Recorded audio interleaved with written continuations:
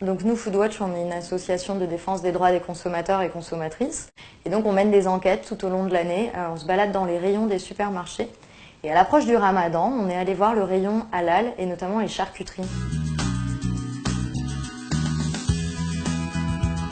On s'est rendu compte que Isla Deli, c'était vraiment partout. Notamment dans les catalogues, dans les rayons, on voit des produits Isla Deli un peu partout. C'est le leader en fait du marché du halal. Et donc on s'est intéressé à leurs produits.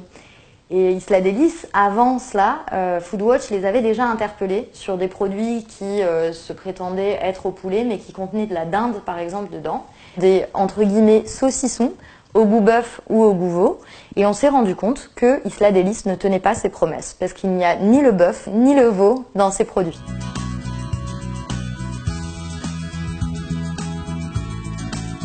Ben en fait, si on prend ce produit où il y a écrit en gros bœuf, celui-ci où on a aussi écrit en gros veau, et celui-là où on a de la volaille, ce qu'on va se rendre compte, c'est qu'il y a un étiquetage différent, il y a 3 couleurs différentes, mais il y a quasiment les mêmes ingrédients.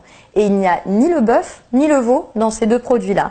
Donc pour nous, Isla Deli induit les consommateurs en erreur puisque c'est une arnaque sur l'étiquette, il ne tient pas ses promesses et on ne retrouve ni le veau ni le bœuf dans ses produits.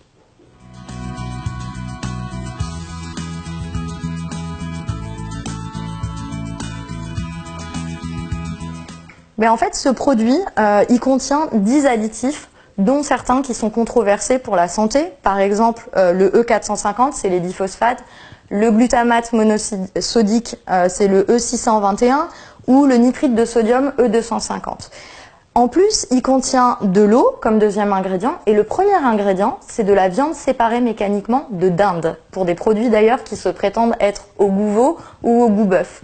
Donc aujourd'hui, avec ce produit-là, et ces deux produits d'ailleurs, on a un problème, c'est que c'est un aliment qui contient des additifs controversés pour la santé. Et nous, on a demandé aussi dans notre pétition qu'on a adressée à Isla Deli de supprimer ces additifs pour la santé des consommateurs et des consommatrices.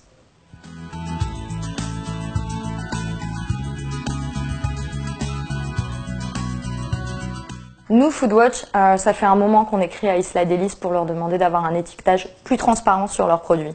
Et là, sur ces produits-là, on leur a demandé de supprimer le goût bœuf ou le goût veau lorsqu'il n'y en a pas dedans et de supprimer les additifs qui sont controversés pour la santé.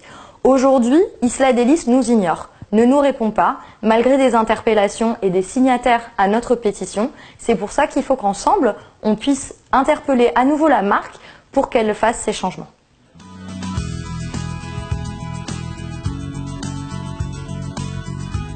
Les consommateurs et les consommatrices musulmans ne sont pas des consommateurs de seconde zone et donc Isla Deli doit avoir un étiquetage transparent qui leur donne accès à l'information claire.